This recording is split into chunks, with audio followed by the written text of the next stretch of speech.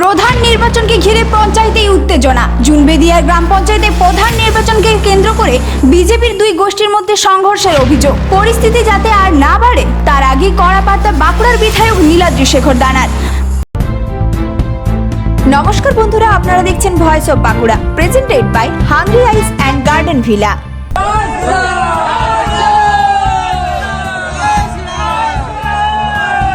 বাঁকুড়ার জুনবেদিয়া গ্রাম পঞ্চায়েতের প্রধান নির্বাচনকে কেন্দ্র করে উত্তেজনার পরিস্থিতি তৈরি হয়েছে।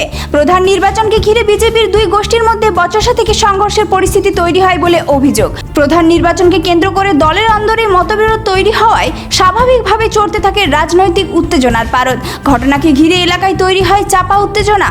তবে পরিস্থিতি যাতে আর কোনোভাবে বড় আকার না নেয় সেদিকে এখন নজর দলীয় নেতৃত্বের।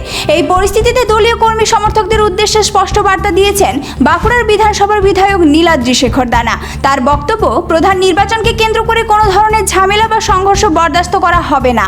রাজনৈতিক মতপার্থক্য থাকতেই পারে, পঞ্চায়েতের প্রধান কে হবেন তা নিয়ে মতের অমিলও হতে পারে, কিন্তু সেই মতবিরোধকে কেন্দ্র করে কোনোভাবে সংঘর্ষে জড়ানো উচিত নয় বলে বার্তা দিয়েছেন বিধায়ক। তিনি দলীয় কর্মীদের শান্ত থাকার এবং নিয়ম মেনে গোটা প্রক্রিয়ার অংশ নেওয়ার আহ্বান জানিয়েছেন।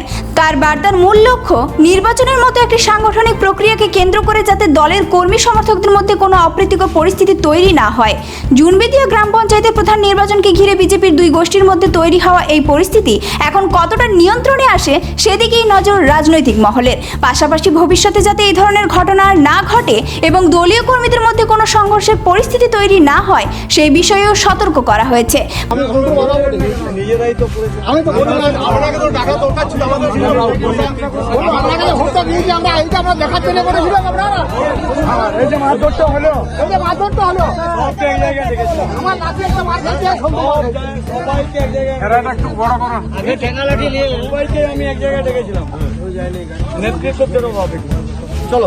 প্রধান নির্বাচনকে ঘিরে উত্তেজনার মধ্যে বিধায়কের শান্তির বার্তা। এখন দেখার নেতৃত্বের এই বার্তার পর জুনবেদিয়া গ্রাম পঞ্চায়েতের পরিস্থিতি কতটা স্বাভাবিক হয়। এই ধরনের গুরুত্বপূর্ণ খবর সবার আগে পেতে আমাদের চ্যানেলটি সাবস্ক্রাইব করুন আর ভিডিওটি শেয়ার করতে ভুলবেন না। আপনার মতামত কমেন্টে জানান আর লাইক শেয়ার করে ভয়েস অফ বাঁকুড়ার পাশে থাকুন।